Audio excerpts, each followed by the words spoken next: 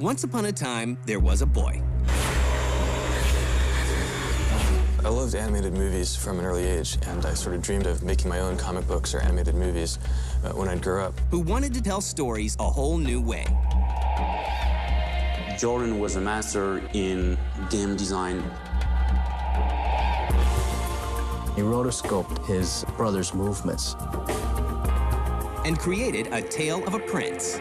Jordan managed to create such deep emotions that ushered in a new age of gaming. Prince of Persia is also kind of considered one of the first action-adventure games. Sans the time, unfortunately, it didn't really translate into the blockbuster sales that was expected. This is the story of the Prince of Persia series.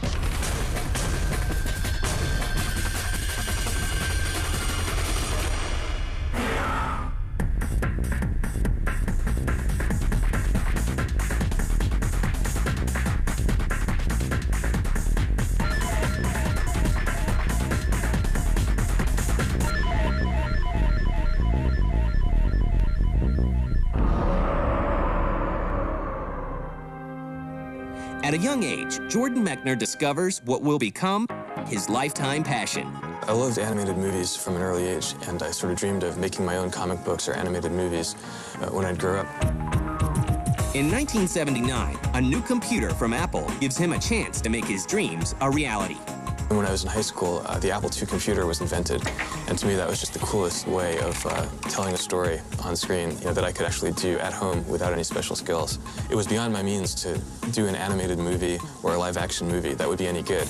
But I could do a computer game that would be pretty good. Within that, create a story in a world that people who played the game could then experience and enjoy. His interest in creating games and storytelling carries over into college. I went to Yale in New Haven, Connecticut, and I ended up majoring in psychology.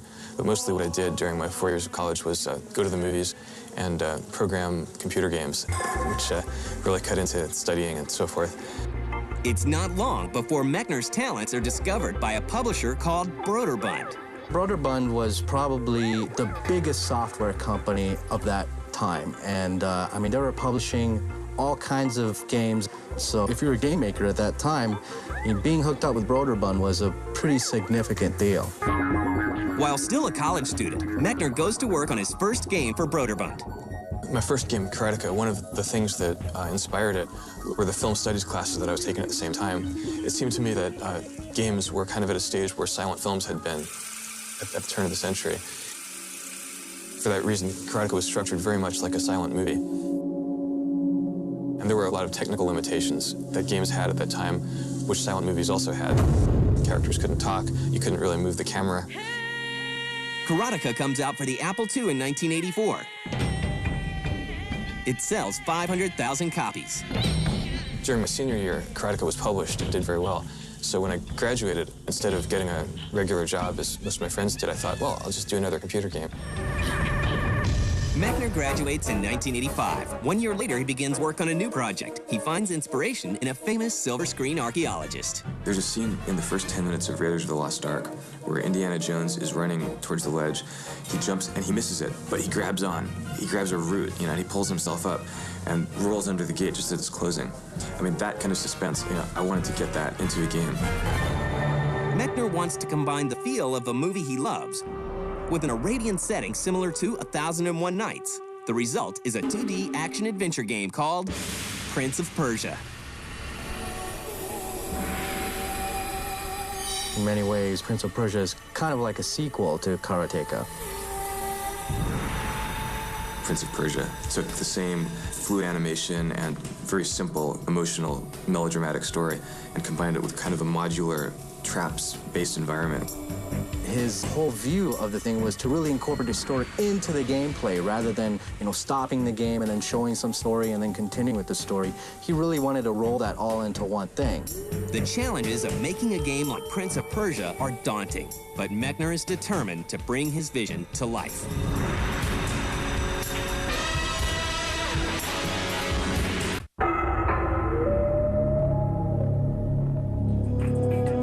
By 1986, Jordan Mechner is living in California and working hard on his newest game, Prince of Persia. Like many developers of his time, he must wrestle with limited technology. One of the biggest limitations in the earlier stuff is definitely sound. You hear about composers making music for systems in that era, and it was really like composing with one hand tied behind your back. Well, the big problem on the Apple II with music was that the computer was only capable of playing one note at a time. My dad, who's a, trained as a classical pianist when he was young, so I asked my dad if he would compose the music. First for Karateka, and then for Prince of Persia. Mechner uses a new technique in animation with the help of his 15-year-old brother, David. Jordan Mechner apparently took a lot of video footage of his brother jumping up and down and running around, hanging on ledges. After that, he basically was called rotoscoping, and he rotoscoped his brother's movements. And he really studied that very, very hard and tried to really emulate almost perfectly his brother's movements. I wanted to create a character that would have weight. When you were running, you had momentum, and if you then pushed the joystick in the other direction to turn around, the character's arm would kind of flail behind him, because it's hard to turn around when you're running that fast in one direction. The whole breakthrough in terms of technology, which is the rotoscope, helped everyone to gather around this magnificent character who was the very first one to be so well animated.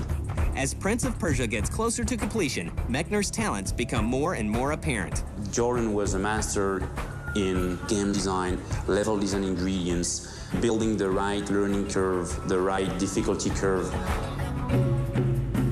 The time limit on Prince of Persia is what kind of heightened the whole experience of the game. You're sweating, you're wondering if you're gonna make it or not. You have no weapon, and you gotta find the weapon, clock's still ticking. The whole time, the game has this incredible tension. The most appealing thing was how simple all the elements that Jordan managed to bring together to create such deep emotions. The AI of the enemies was also pretty advanced for a game like that. I mean, you were out in a full-out sword battle with these guys. It wasn't just like hack slash and then they're out of your way. You engaged in kind of a lengthy sword battle with these guys and hope to put them away just in time for you to keep going. Broderbund releases Prince of Persia for the Apple II in 1989. It's funny, the big worry with Prince of Persia 1 was because I programmed it on the Apple II, and when it came out in '89, the Macintosh had already been introduced. It didn't seem like very many consumers were ever going to see it, simply because Apple II games weren't really being bought in stores anymore. What really saved Prince of Persia was the console versions that came out in the following years. The first Prince of Persia game is a huge success, not only because it created a palette for the rest of the video game industry to work off of, but also it was ported to so many different systems, and there were people playing that all over the place. Prince of Persia will go on to sell 2 million copies. Meanwhile, Mechner decides to take a break. And at that point, I'd spent a good part of my youth writing computer games, and I was kind of eager to get out and experience the world and have adventures and so forth outside of the industrial park in Northern California, where it seemed like I'd been forever. So I went back to New York, went to film school, then I lived in Paris to make a film. But he doesn't step out of games completely. When Broderbund came to me, wanted me to do Prince of Persia 2, my first reaction was, no, I don't want to program another game. It's too hard. It takes too long. We were able to work out an arrangement whereby I didn't have to program it. I would just come up with a story. I would do storyboards, and then they had their own team of engineers and artists who would do what I saw as the hard work, which I had to do on Prince of Persia 1. So this was great because I was actually living in Paris, and I was able to send back and forth everything they needed to keep working on the game. Mechner spends the next 4 years shooting a short film and working on a sequel to Prince of Persia. Prince of Persia, The Shadow and the Flame comes out for the PC in 1993 and outsells the original. In 1997, Mechner branches out and releases an adventure game called The Last Express. The game is praised by critics, but sales are sluggish. So it was kind of this bizarre labor of love, this project that took us 4 years to do. And ultimately, there was not a huge market for adventure games in '97, especially adventure games that took place in 1914 on the Orient Express. The game is beautiful. I love the project. I think all of us who worked on it are very proud of it, but it didn't have the kind of success that the Prince of Persia games did. With the disappointing performance of The Last Express, Mechner feels like he's done with games.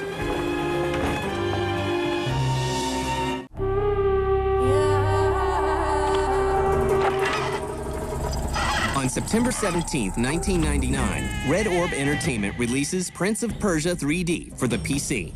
A Dreamcast port is also made, called Prince of Persia: Arabian Nights. Mechner's involvement with the games is minimal. I went on from Last Express to write movie screenplays. I did a little consulting for them on the project at the beginning, but ultimately that was a Rotoscoping project that later became a Mattel project. Well, Prince of Persia 3D kind of came out under the radar. Nobody really paid that much attention to it. Mechner decides to take another break from the game industry to make a documentary. I took a few years off from making video games and focused on my other love, which is film. The project was a documentary about a neighborhood of Los Angeles that was destroyed in the 50s to build Dodger Stadium. It's called Chavez Ravine, a Los Angeles story. Meanwhile, a French company called Ubisoft picks up the rights to the Prince of Persia franchise and calls on their studio in Montreal, Canada, to work on reviving the series. In secret, we were already working on very early prototype and first mock-up for the game. Jordan and I met for the first time at E3 2001, and we immediately discussed the idea of making a rebirth for this license. In July 2001, 2 months after I've met with Jordan, I invited him here to show him what the team have made at that time. And when he saw those mock-ups, those little AVIs we've made, he was totally flabbergasted. And I will remember all my life Jordan's words saying, "This is reawakening the joy of making video game to me." I think we all saw this as a terrifically exciting opportunity to take something that was so old that we loved and make it new again.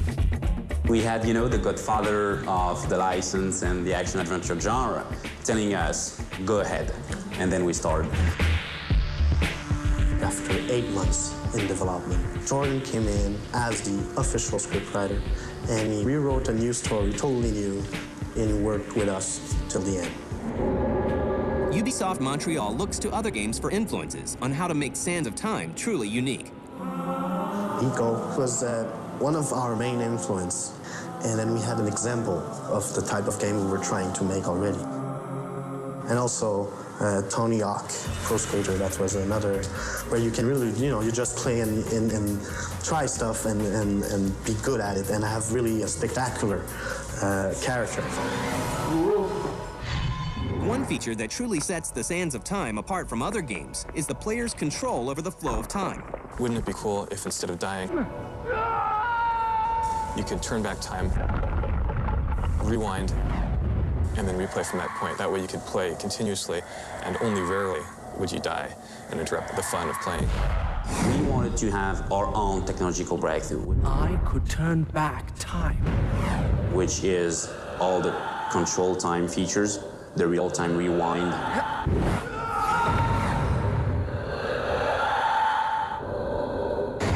The Prince himself gets an update. We always knew that he was going to be a really agile, acrobatic guy. He's not like muscle-bound. He's more the kind of clever trickster. Developing a character who looked the way that the character felt to play, that was the challenge. He had to have an attitude that would make gamers today really want to be the Prince and play in that world. I'm very happy with the design we came up with. As does the gameplay. A lot of 3D games are they're beautiful, but they're kind of clunky to actually play. So we wanted to have the mechanics and the camera so taken care of that it could become second nature to the player. You could just hit buttons and do a sequence of moves and have this incredible acrobatic thrill of movement. What they really succeeded with the Sands of Time is creating a very seamless animation that really makes you feel like you're controlling the character. These animations aren't just pre-scripted things, but you're causing this animation to happen. Ubisoft releases Prince of Persia: The Sands of Time for the PC, Xbox, PlayStation 2, and GameCube on November 6, 2003.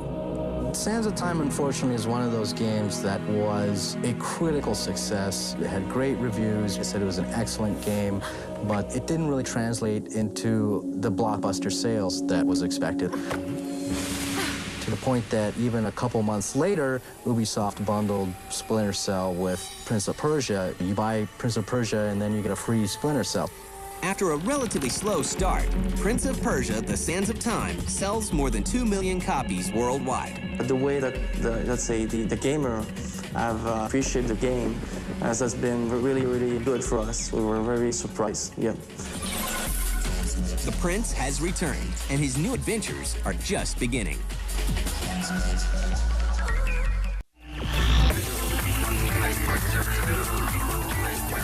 After its 2003 release, Prince of Persia: The Sands of Time is showered with praise and sweeps the 2003 AIAS Awards. And the award goes to Prince of Persia. Prince of Persia. Prince of Persia. Prince of Persia. Prince of Persia, Sands of Time. We received 8 prizes.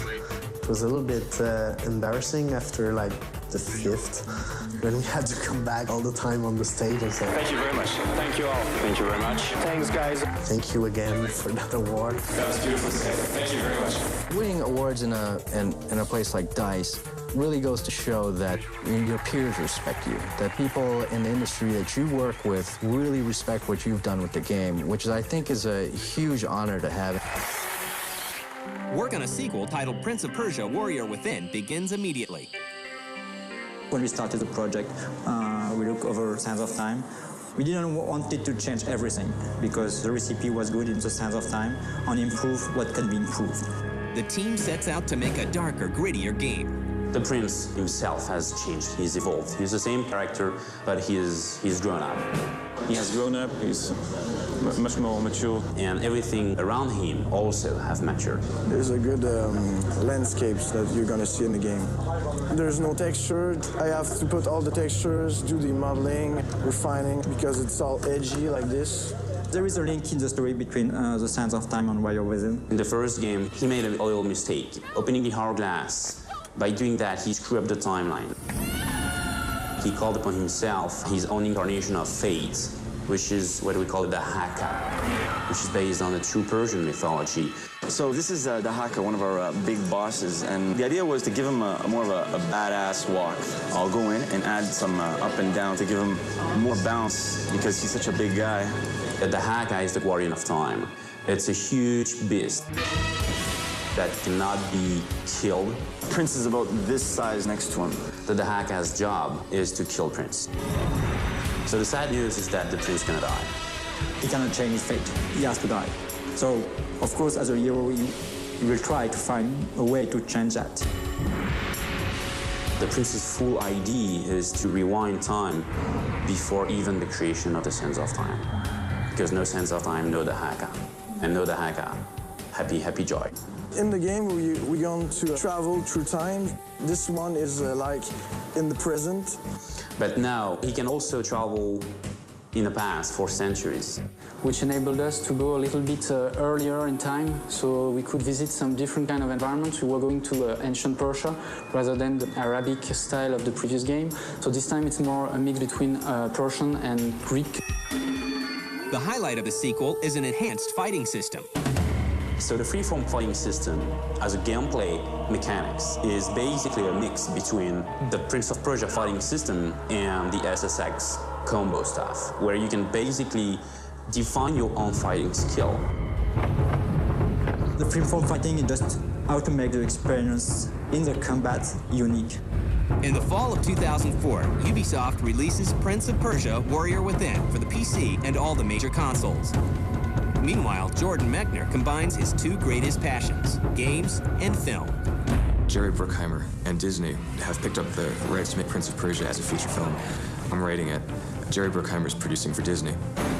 This is a terrific, exciting chance to kind of bring the Prince of Persia full circle to his cinematic roots. As Jordan and the Prince tackle the challenges of the big screen,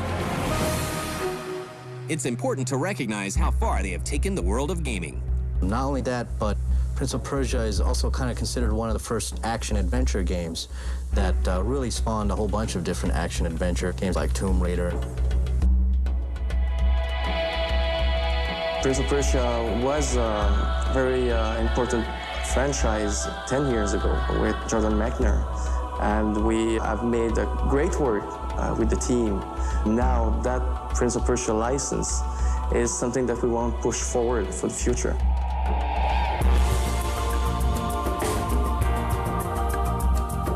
I don't think I could have foreseen that 15 years later, Prince of Persia would still be alive, and still be played and remembered. You know, that's probably one of the most rewarding aspects.